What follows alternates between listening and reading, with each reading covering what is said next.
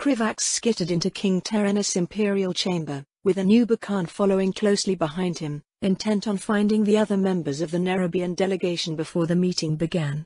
Fortunately, it seemed like Antonidas had already magically expanded the size of the room and the hallways, likely to accommodate not only the Spider Lord but also the large number of nobles in attendance.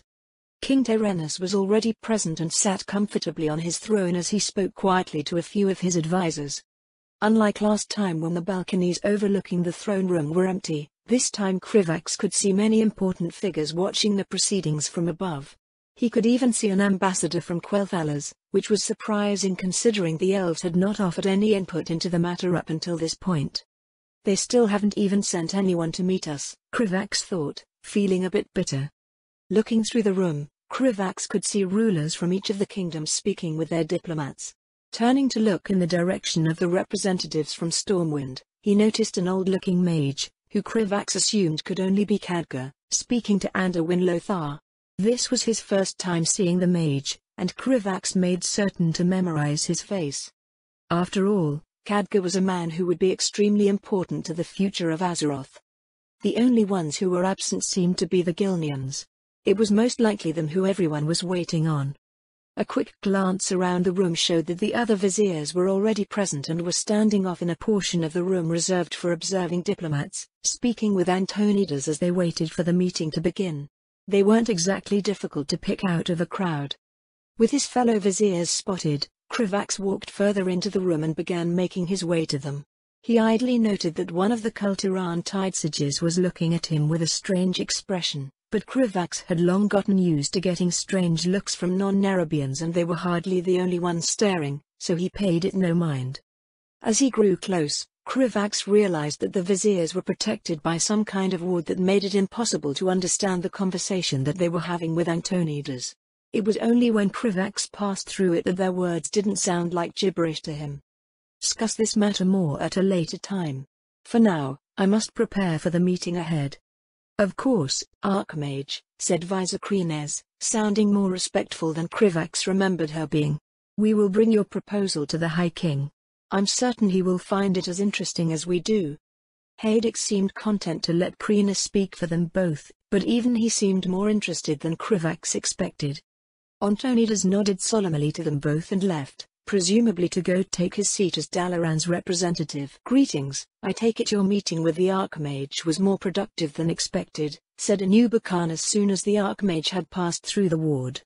It was actually quite fascinating, Spider-Lord, said Vizier Krines, nodding to both of them in greetings. Apparently, Dalaran wishes to purchase some of the artifacts we use to control our beasts. They wish to use them for their war with the Horde and are willing to pay a steep price for any creatures that could be useful to them. Indeed, Archmage Antonidas seemed quite pleased after we informed him about the arachnothids and the large variety of spiders we have at our disposal, said Haedix. Krivax couldn't help but feel a little shocked after they explained the situation. This kind of development was something that he had not seen coming at all, and implied that the Nerubians might be getting involved in the war as some kind of weapons dealer? Those so-called weapons being deadly creatures that had been biologically manipulated by magic, of course. That is good news, said Nerubian, sounding incredibly pleased. It will allow us to test some of our beasts in a way that they haven't been in millennia. Perhaps if this information proves itself to be useful to the leadership, the High King may allow me to play with a few of the orcs myself. The last part was said in a wistful tone that made it clear how much the Spider Lord wished he could test himself against the orcs. What have they offered in exchange? Krivax asked curiously. Dalaran has offered to trade large amounts of unique magical reagents, significantly beyond what the beasts are worth in terms of gold, said Krines, a hint of greed in her voice. I have no doubt that the Circle of Viziers will push heavily for this deal. It will allow us to create many more enchanted items than we could have otherwise. Krivax was glad that it was something practical. Enchanted weapons and armor required resources to create, and Azjol-Nerub would certainly need them in the future. And supplying the Alliance with creatures to fight the Horde with would hopefully help them end the war sooner and with fewer casualties. As far as he could tell, it was a win-win for everyone. Krivax wanted to ask for further details, but he suddenly found himself distracted when he noticed the Gilneans entering the Imperial Chamber. King Greymane looked as ornery as ever as he strode toward his seat, not looking the slightest bit contrite over making everyone wait. As soon as he sat down, King Terenas didn't hesitate to begin the meeting. "We are all here then?"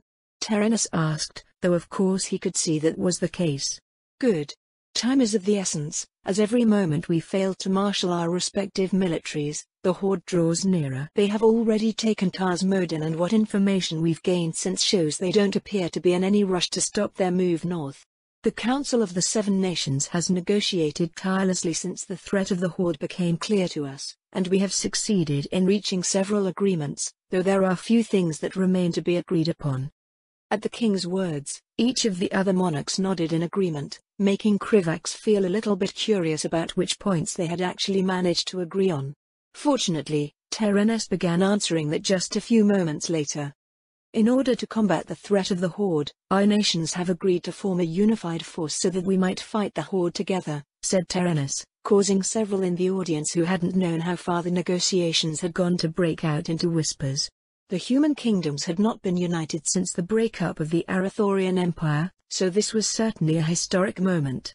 "We have also agreed that Dalin Proudmore, Lord Admiral of Kultiras, will serve as the Grand Admiral of our united naval forces."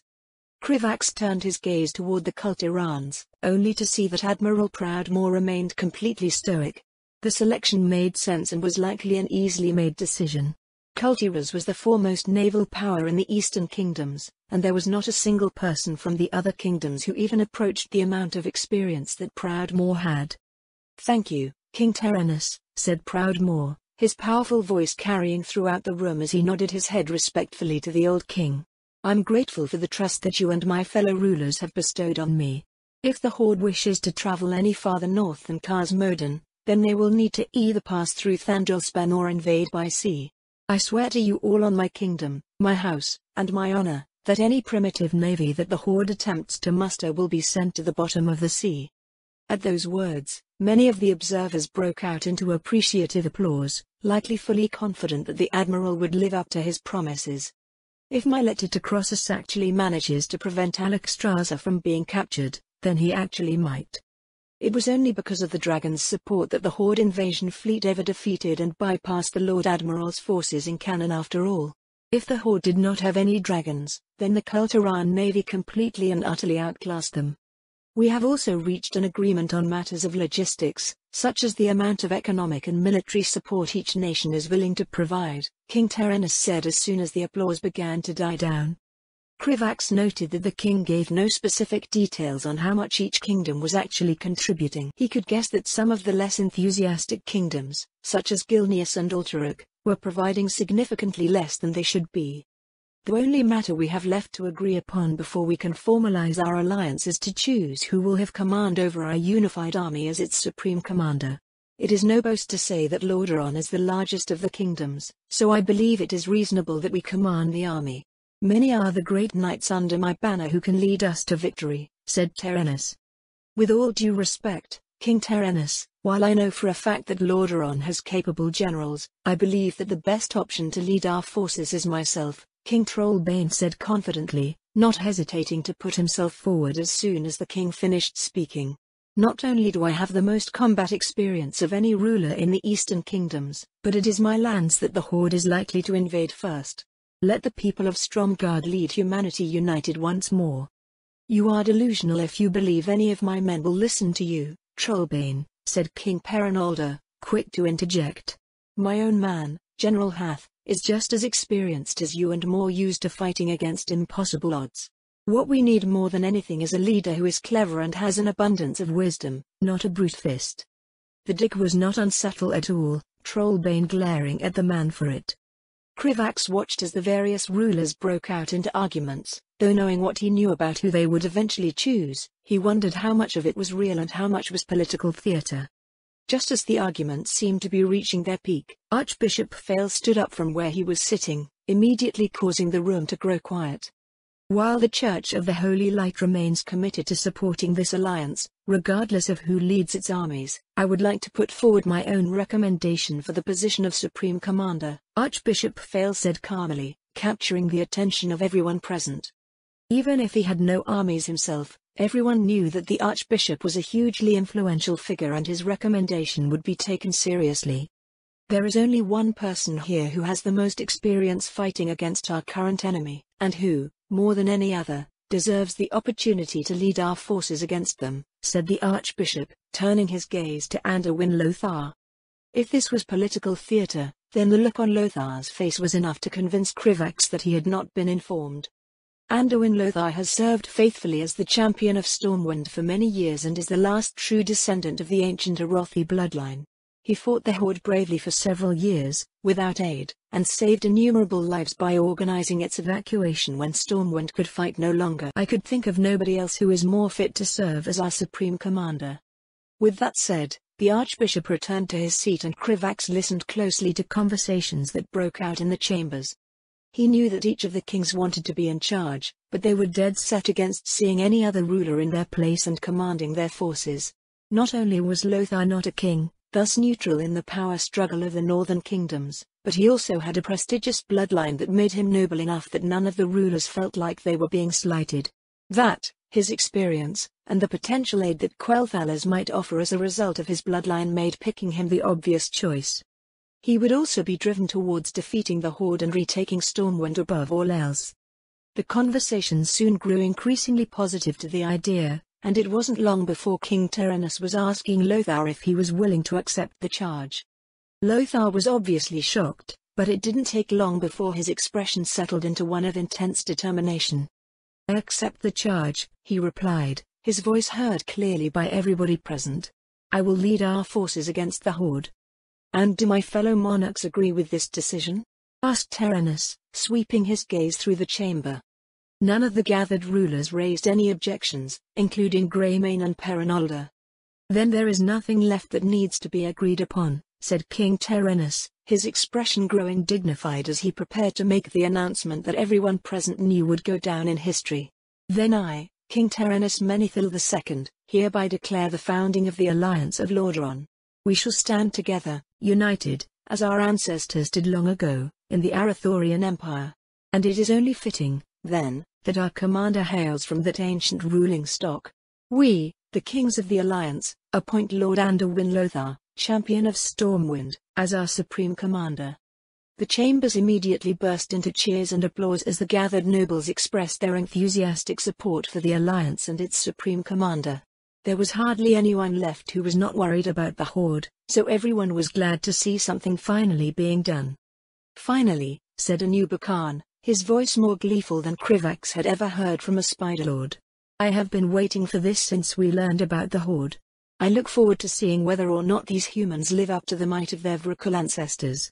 Had I heard you say such a thing before we came to the Eastern Kingdoms, I would have considered you ridiculous, Spider Lord," said Vizier Krines, a complicated expression on her face as she watched the cheering humans. "But I have found myself surprised again and again by what I have seen in Dalaran. Perhaps these humans will surprise me again." Hadix didn't offer his own opinion, but Krivax knew his mentor well enough that he could tell that the vizier's opinion of humans was also slowly evolving. Nothing close to liking them beyond maybe a few in Dalaran he considered peers, but Krivax could notice that he had a certain amount of respect for them that didn't exist before. "Supreme Commander Lothar, is there anything that you wish to say before we bring this meeting to a close and start preparing for war and truth?" asked Terenas once the cheering began to die down. Anduin Lothar was quiet for several moments as the most powerful people in the Eastern Kingdoms all turned their attention to him. Krivax didn't know what was running through the man's mind, and he couldn't imagine what he must be feeling. "My fellow men and women of the Alliance, I stand before you today as a man humbled by the weight of the duty and trust that has been placed upon my shoulders," said Anduin Lothar, his deep voice ringing throughout the otherwise silent chamber. "As you know, our lands and our lives are under threat from a vicious and barbaric enemy, the Horde." Lothar paused, his expression filled with emotion.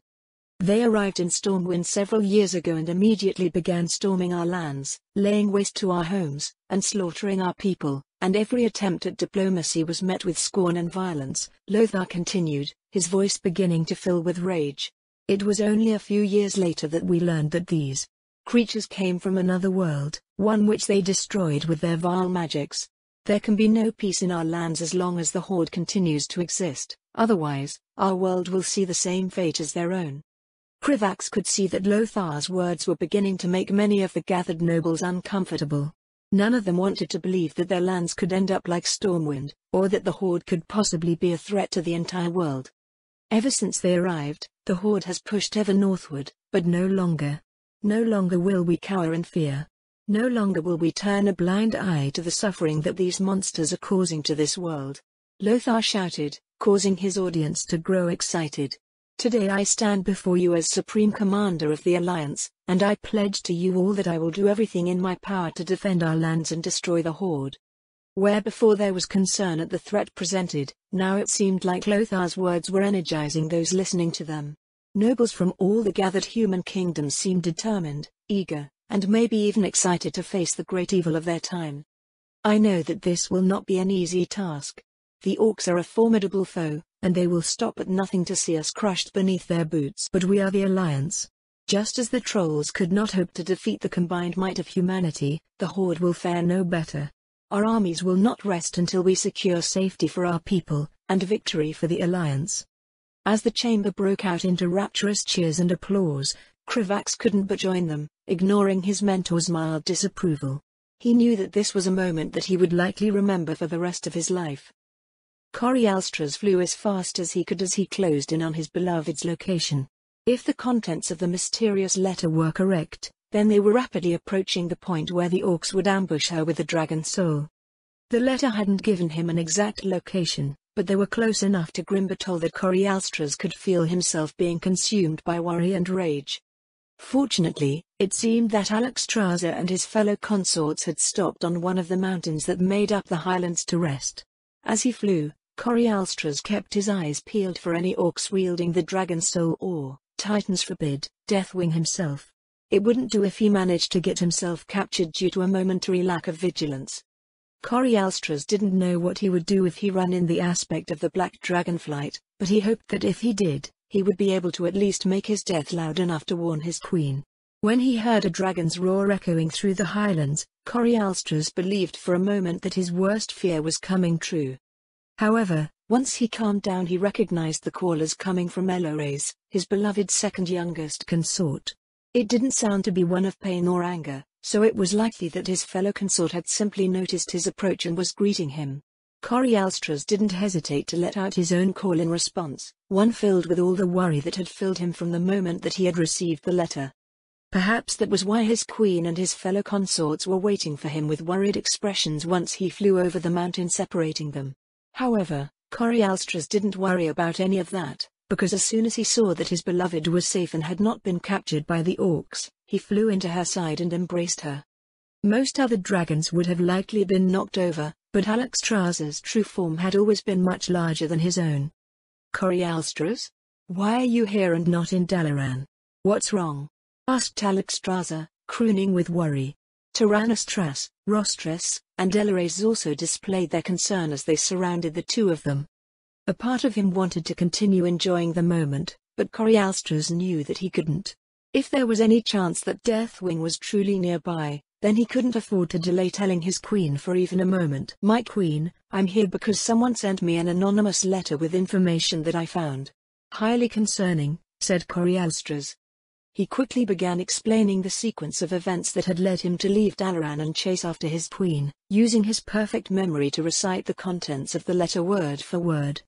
When Corialstras first started speaking, neither his fellow consorts nor his beloved seemed to believe him or take the matter too seriously. But when it became clear that the letter he had received contained information that nobody but them should know, their expressions began to grow solemn. After he finished explaining the situation entirely and what Deathwing and the orcs allegedly planned to do to Alexstrasza once they captured her with the dragon soul, the only thing stopping the gathered dragons from rampaging was the risk that Deathwing might be near. Do you have any idea who sent this letter? Asked Tyrannostras, the first among the consorts to calm down. I don't know for certain, but I believe that it most likely came from the Nerubians, Corialstras said immediately. They are the only ones in Dalaran who would possess magic that I would not recognize, although I could not begin to guess how they might have learned about the dragon soul. The Nerubians live close to Windrest Temple, But I would not expect them to know this much, said Alexstrasza, struggling to compose herself after hearing that Deathwing might still live. I regret now that we don't have anyone living in their kingdom. Have you considered that the letter might have been sent from a member of the Black Dragon Flight? Asked Telores. It's possible that one of them might have managed to escape the old god's corruption. I have not, but it is something that I will consider later, Corialstra's replied. For now, I believe it is best if we deal with the matters at hand. We must verify whether or not the contents of the letter are accurate. How do you intend to do that? The dragon's soul cannot be scryed, and I will not allow any of us to risk approaching Grimbatol if there's even a chance that we could be captured, Alexstrasza said firmly before continuing with sorrow. If what you say is true, then we've already lost Arastras, and I will not have you waste your lives just to protect me. We'd all do it anyway, Corialstra's couldn't help but think, but did not say aloud. His beloved cared so much, it was her worst weakness as well as her greatest strength. Simple, even if we cannot scry the dragon soul, if I scry a general area and the dragon soul is inside of it, then its anti-scrying protections will be obvious, Corialstra's said confidently. It was a well-known weakness of anti-scrying magic that it could not fully protect an object if the mage that was doing the scrying knew its location. That was why mages needed to go out of their way to make sure that the physical locations that powerful magical artifacts were hidden and remained secret. Most protections would make the object seem like a missing spot in any images produced by scrying. Even the most advanced protections, which made the object seem to blend into its surroundings, still left behind an effect on the scrying spell that could be noticed by an experienced mage. And if there was one thing that Corialstra's had in abundance, it was experience. After explaining his reasoning, everyone agreed, and Corialstra's quickly cast a scrying spell that would look into Grimbatol. Immediately, an image of orcs inhabiting the dwarven fortress materialized in the air in front of them. Corialstra's ignored the orcs as he swiftly searched through Grimbatol, paying attention to his magic for any sign that it was being affected by an anti-scrying spell. Corialstra's prayed to the Titans that the contents of the letter were just a sick lie and that he would not find anything of note inside the fortress. Fortunately, or unfortunately, it didn't take very long before it became clear to them that the letter had not been lying. Stop there, Corialstra's, said Alexstrasza, her voice filled with growing alarm. That orc. There's something different about him. Corialstra's focused his spell on the orc that his queen had pointed out, a smaller-looking one that was leisurely walking through the fortress. Corialstra's couldn't see anything different about this orc in particular, but that only lasted until the orc suddenly stopped and turned to look up, directly at the scrying spell. Corialstra's, end the spell now. Alexstrasza shouted in panic. That's no orc, that's Death. Alexstrasza didn't get to finish as the orc suddenly raised his hands and the projected image was immediately filled with pitch-black darkness that filled Corialstra's with dread. Several massive tentacles unfurled from the darkness and threw themselves at each of the dragons with a speed that didn't allow Corialstra's to react. It was only after one of the tentacles had wrapped itself around one of his wings that he realized that it was covered in mouths filled with razor-sharp teeth. If his beloved hadn't destroyed the tentacles a moment later with her fiery breath, Corialstra's was certain that he would have sustained an injury that would have made it difficult for him to fly. Is anyone injured? Asked Alexstrasza as soon as the corrupted scrying spell and the last tentacle were destroyed. I have a small injury on my leg, but I believe I should be fine, said Tyrannus Tras. Good, we can see to treating it later. But we must leave this place at once, Alexstrasza said urgently. That was not an orc, it was Deathwing. I would recognize him anywhere. We must leave before he arrives, he is far too powerful for me to defeat without the help of the other aspects. None of them argued, eager to get away from this place as quickly as possible. I'll teleport us away from here, said Corialstra's, already beginning to cast the spell. I won't be able to take all 5 of us very far, but it should be enough that Deathwing will not be able to easily find us. As the Dragon Queen and her consorts disappeared in a flash of violet light, Corialstra's was filled with a mix of complicated emotions. He was happy that he had saved his beloved from a terrible fate, but he was also filled with dread at the knowledge that Deathwing was still alive and had access to the dragon soul. As long as the corrupted aspect retained control over the only artifact that could guarantee his victory over the other aspects and every other dragon, how could they hope to defeat him? Deathwing seethed with silent rage as his spell was destroyed by the familiar magic of Alexstrasza. He didn't bother wasting his time chasing after the fleeing aspect, as he knew that she would be gone by the time he arrived. Right now, the only thing that concerned him was figuring out how the red dragonflight had discovered his plans. There was no reason for them to scry Grimbatol otherwise. Deathwing had just been walking through the fortress in his orc guise, eagerly imagining the moment when his plans could come to fruition and the orcs dragged the Dragon Queen into the prison that he had prepared for her. He had wanted to be in the fortress so that he could watch the moment she was chained with his own eyes. Everything was going exactly to plan when he suddenly felt himself being watched through a scrying spell and felt the presence of Alexstrasza on the other side. He had known that there was no possibility that the Dragon Queen had not recognized him, so he didn't hesitate to destroy the spell and send them back a gift. Deathwing dearly hoped that he had managed to at least kill one of her pathetic consorts, though any joy at the thought of that was suppressed with rage at what this all meant. "You. What are you doing just standing around? The chieftain has ordered everyone tea." Deathwing silenced the pitiful orc that had walked up behind him by burying his fist in the creature's lungs at a speed faster than its mortal mind could process. It only took a second for Deathwing to summon his shadow flame, burning the creature out of existence in a single agonizing moment. Killing the orc allowed Deathwing to calm down enough that he could at least think, although he was still absolutely furious. If Alexstrasza knew that he was here, then any plans he might have of using her as a broodmare and forcing the red dragonflight under the Horde's control were completely and utterly ruined. The Horde would not have any red dragons to use to destroy their human kingdoms, and the dragonflights would rally their resources to kill him once they were made aware of his return. Although, as long as he possessed the dragon soul, there was little they could do directly, for while he couldn't use it himself, his minions could. Though their ability to use it compared to him would be sorely lacking, it could still be used to bring low an aspect should they be foolish enough to show themselves, and no other dragons could match him directly. Deathwing furiously pondered his options for several moments before reaching a conclusion. "I suppose my plans are going to need to change, although if the dragonflights have discovered me, then there's no longer any need to be subtle." There were a few resources that Deathwing had discarded in order not to draw suspicion from his former allies, including the creatures living under the very fortress he was currently standing in. He could bring in his wayward children to serve him more directly now as well, bring them out of the holes they had been hiding in since his defeat millennia ago. They should even thank him, bringing them out of hiding to strike back against the dragonflights who had hunted them down since his disappearance. Still, his flight was greatly diminished and his mates were too weak to survive giving him more children since his empowerment. Regardless of who he called in, there wouldn't be enough dragons for the Horde to use.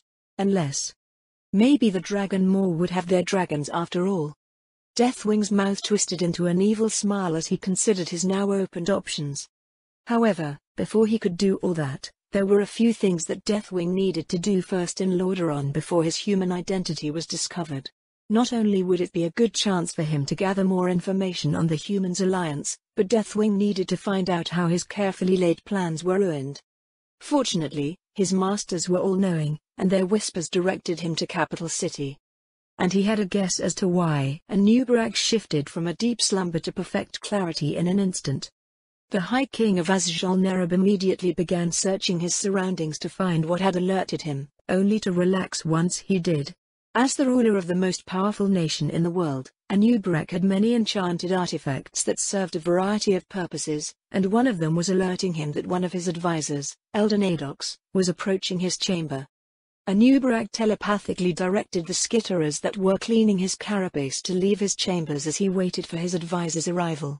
The past few years had been some of the busiest of his time as High King, and there was no reason to believe that things would change any time soon, so he was not surprised to be awoken ahead of schedule. It was an occurrence that Nerubian was growing more and more accustomed to in recent times. As the Elder made his way through the complex system of wards and guards that made up Naxxkalik, the largest ziggurat in Azjol Nerub and the ancient home of its High Kings, Nerubian decided to use the moment to consider recent events. This was a time in which his kingdom was undergoing drastic changes more quickly than ever before, so it was worth taking a moment to gather his thoughts and consider all that had happened. It started innocently at first, with Nerubian receiving a report from the Circle of Viziers that Killer Hook had begun trading with the surface races. While he had disapproved of such practices, it was not a serious enough matter for Nerubian to feel compelled to tell an Underking what he should be doing in his own city. There was no possibility of the Tuskar ever becoming a serious threat to Azjol-Nerub, so why would he be concerned if some strange initiate decided they wanted to trade with the surface races? Such things had happened before, and it was likely that the initiate would lose interest and the Tuskar would simply forget about them in a few centuries. That was before the Tuskar's shellfish became one of the most popular luxury foods among the higher castes. After that, Anubarak realized that it was becoming unlikely that trade between Killer Hook and the Tuskar was going to cease anytime soon. There were even signs that Inkiller was interested in replicating the success of Killer Hook and had considered negotiating a similar agreement with the Tuskar near their own city. At the time, Anubarak had considered trading with the surface races to be the most significant event to happen in Azjol-Nerub since the seers began delivering portents of vague and unspecified doom in the kingdom's future. He had believed that it would be the most important matter that he would have to deal with until their prophesied doom made itself known. Anubarak could only look back on his past self and envy his ignorance. It wasn't much longer after he first received reports of Killer Hook trading with the surface races that Azjol-Nerub learned of a fact that would send a political shockwave throughout the kingdom and would undoubtedly change things forever. Their belief that the lands they occupied were the only ones to survive the Sundering was incorrect. There was an entire continent across the sea that contained multiple kingdoms, including one made by the long-assumed extinct elves, and two previously unknown sapient species, the so-called gnomes and dwarves. Reactions to this news had been intense and varied, from extreme curiosity about the new lands to a desire to avoid anything to do with them. From there, matters began to develop at a speed that surpassed Anubarak's expectations. The viziers had very quickly sent proposals to send a diplomatic delegation to the new continent, and several of his advisors made suggestions that they establish a settlement there as well. Anubarak had agreed to the former with hopes that the delegation would gather additional information and started giving serious consideration to the latter. He was correct to believe that the delegation would send back information that would change how Azjol-Nerub intended to interact with the Eastern Kingdoms. In fact, it was beginning to feel like there wasn't a month that went by where Anubarak didn't learn something new that changed his kingdom's plans for the future. The delegation sent their first report shortly after they arrived in Capital City, which was the aptly named capital city of the Kingdom of Lordron. That report had been filled with information about guns, a new form of magic that had captured the attention of Anubarak's most loyal Spiderlord, and an army of otherworldly invaders called the Horde. Under normal circumstances, any one of these discoveries would instantly become the center of the High King's attention, but the times he lived in were anything but normal. Debates had emerged among his advisors on the best ways to move forward, and orders had been given to the delegation to learn as much as they could so that they could make informed decisions. The viziers in particular were extremely interested in gathering information and seemed to have become the main driving force pushing against Azjol-Nerub's insular nature.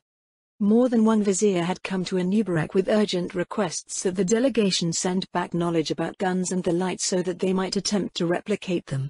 Research into both was ongoing, but the High King was not expecting any results for several more months.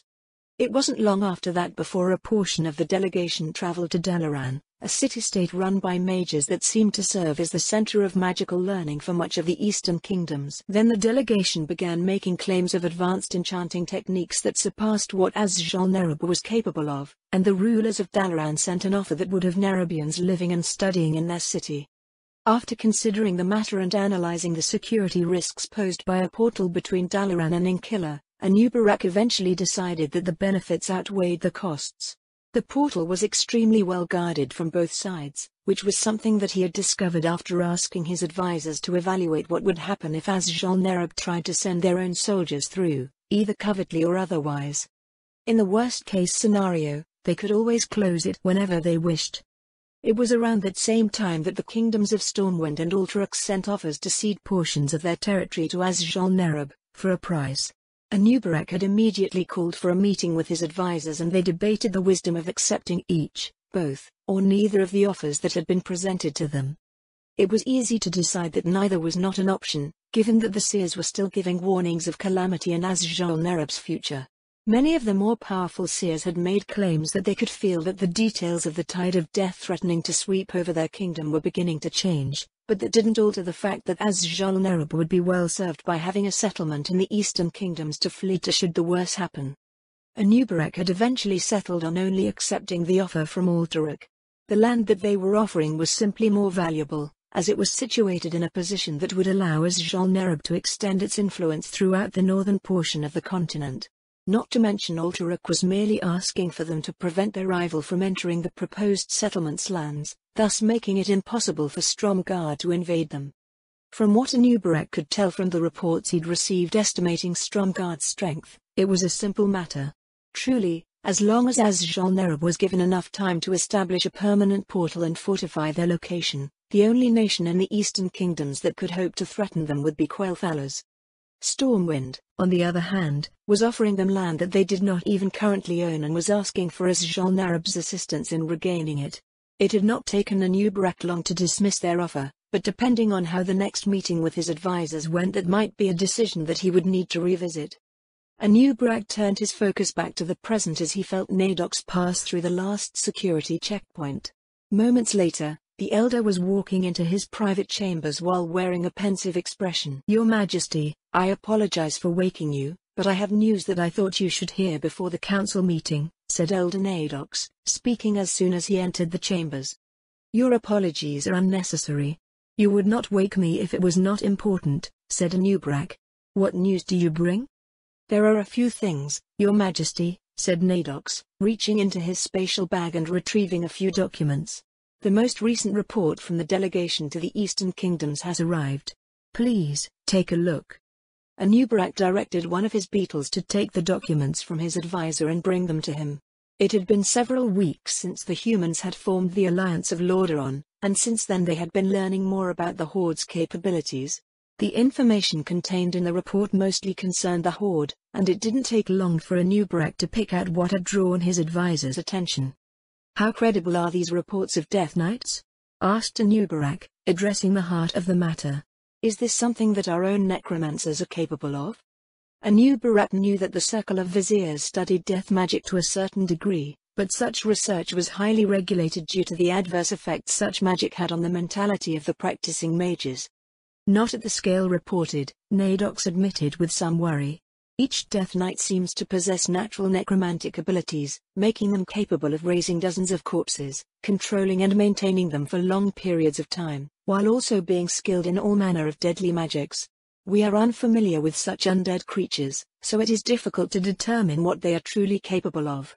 These Death Knights freely raise the corpses of their enemies, allies, beasts, and are extremely difficult to truly kill, making each one of them a considerable threat." Anubarak hummed thoughtfully as he considered the information presented to him. He personally did not consider the Horde to be a significant threat to Azjol-Nerub itself, but he could see how many among the kingdom's leadership would use this information to push for them to more directly involve themselves in the affairs of the Eastern Kingdoms.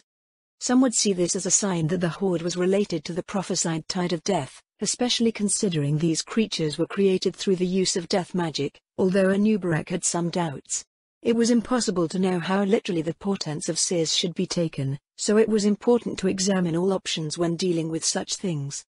Although the Death Knights could be a genuine threat if Azjol-Nerub was indeed forced to face them in great numbers, many of their most powerful weapons would become counterproductive against an enemy that could raise them into undeath and use them against their former masters. The next meeting of his council was scheduled to determine whether or not Azjol-Nerub would be selling their beasts to the Eastern Kingdoms to use as weapons of war. If they did decide to do so, then any proposal to more directly participate in the war would be emboldened. After all, if they began providing military aid, then they were one step closer to direct intervention. Anubarak was reluctant to agree to such proposals, but the benefits of doing so were beginning to look more and more attractive. "Do we know how the Horde managed to accomplish this?" asked Anubarak. His impression of the Horde was that they were a collective of unsophisticated creatures that were a danger only due to their numbers and natural strength. From where could they have gained such potent magic? "Unfortunately, no. We have intelligence reports of their warlocks and necrolytes being used during the Horde's war against Stormwind, but they seem to be absent in more recent reports, replaced instead by the Death Knights," said Nadox, his mandibles clicking in irritation due to the lack of information. "The Alliance seems to believe that this discrepancy is due to a change in leadership, as according to reports the Horde used to be led by an orc named Black Hand, but has since been taken over by his former second-in-command, Orgrim Doomhammer." "Has Black Hand been slain?" "Yes, Your Majesty," said Nadox, nodding grimly. According to the Alliance, he was killed by Doomhammer shortly before Stormwind's second siege and conquest, though the details as to why beyond purging the Horde of Dishonor are scarce. Though that did not answer the question about the Orc's source of magical power, it did at least tell him that this Doomhammer was somehow responsible for the creation of the Death Knights. Still, there were too many questions about the Orcs they were currently unable to answer. Anubarak found it frustrating how little they knew about the Horde, its internal workings, or the world that they came from. It made it difficult to properly evaluate what they might do and how much of a threat they were.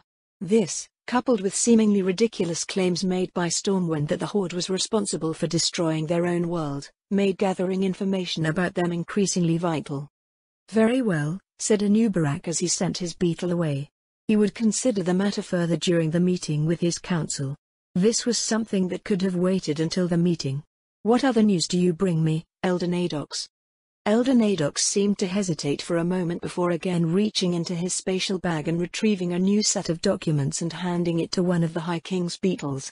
"I've received results from our investigation, Your Majesty." Anubarak could feel his attention focus as he processed his advisor's words and began reading through the results of his investigation.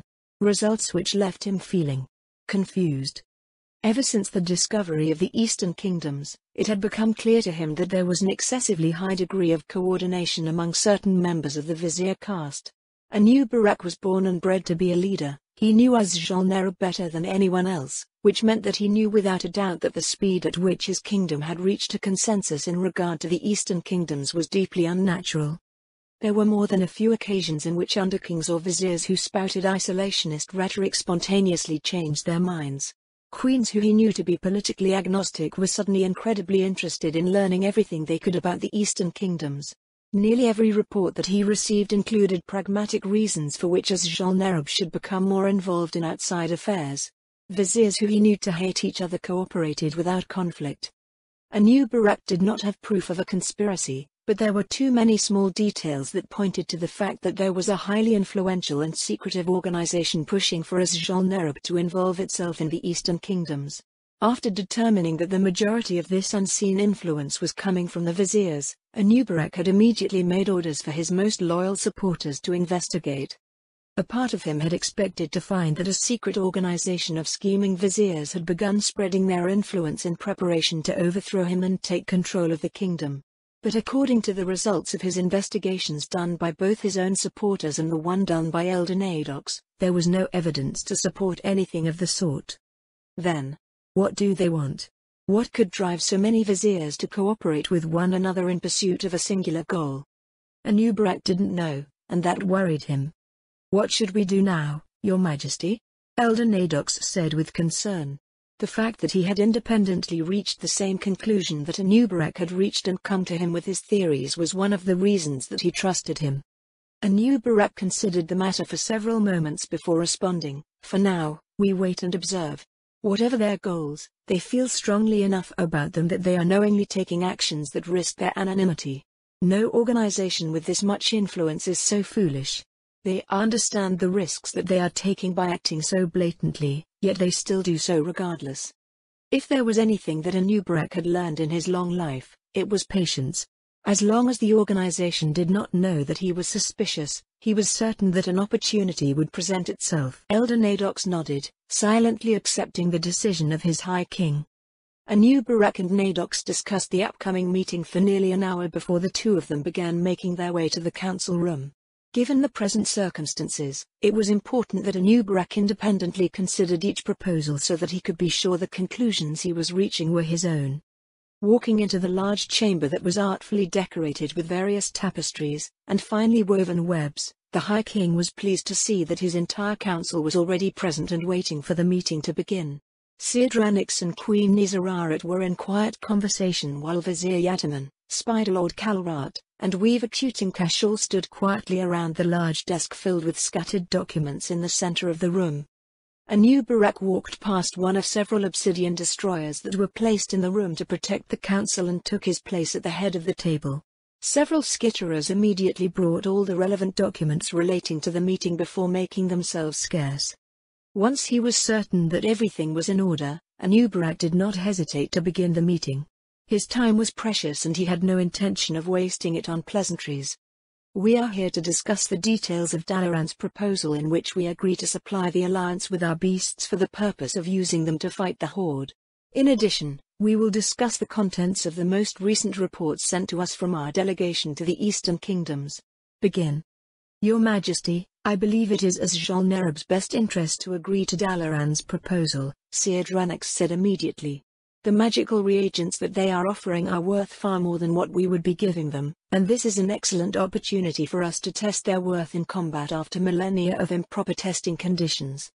I do not necessarily disagree, Seer Dranix, but you must acknowledge that there are potential risks to such a decision, said Vizier Yataman, playing his normal role as one of the Council's more cautious voices. Although the artifacts we use to direct our beasts are not exceedingly advanced, the techniques we use to enchant them are rather unique. We do not know what the outsiders might learn from studying them. Whatever they might learn, it is far less than the knowledge we would gain in return, said Queen Nizararit. I and my fellow queens have been preparing this kingdom for war since the seers made their prophecy, but there is little we can do without testing the products of our efforts. I agree, said Spider Lord Yalrat, one of Azjol Nerub's oldest generals. We have been at peace for a very long time.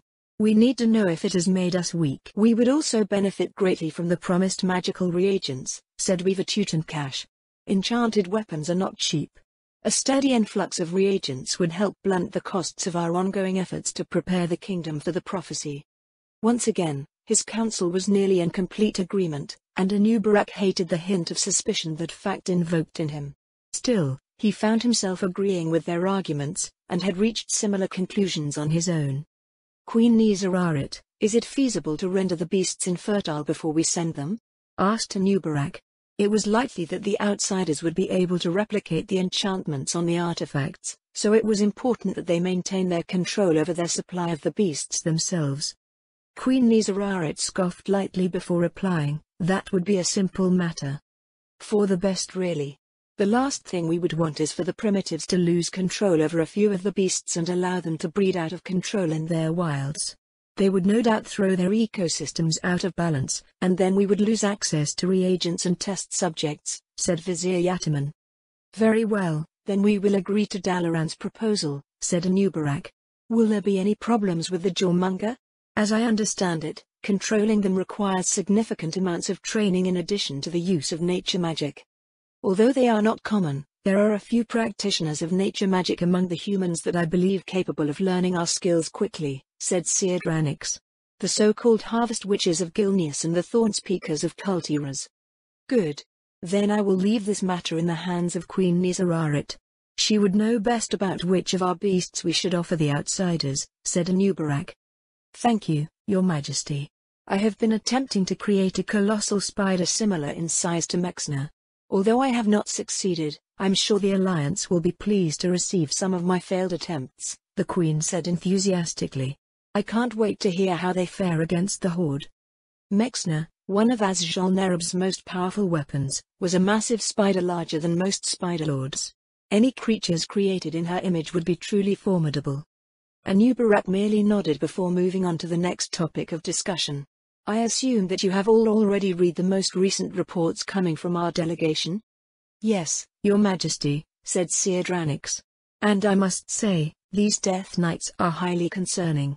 If the reports about their capabilities are accurate, then the Horde may be responsible for the visions that have been plaguing our seers. How so, Seer Dranix? There is no indication that the Horde is powerful enough to threaten Azjol Nerub. Have your visions suddenly become clear enough that you can perceive that the coming tide of death refers to the undead? Spider Lord Yalrat said skeptically. Was there not a time when the seers were telling us the coming calamity was a plague? Where was this certainty before?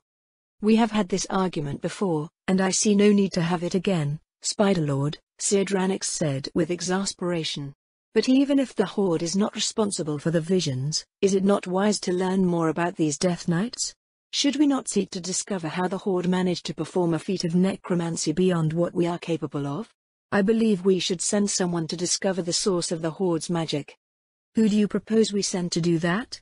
We hardly have any people in the Eastern Kingdoms, and those who are there are either students or diplomats, said Weaver Tutankash. I'm sure the Alliance would be more than willing to allow a specialized capture team through the portal if we explained our intentions, said Seer Dranix, waving one of his hands in a dismissive gesture. And if not, we could always send Vizier Hadix. Vizier Hadix was a name that Anubarak had become well acquainted with in recent times, and was a vizier who was frequently on his mind, mostly because nothing about Hadix made any sense.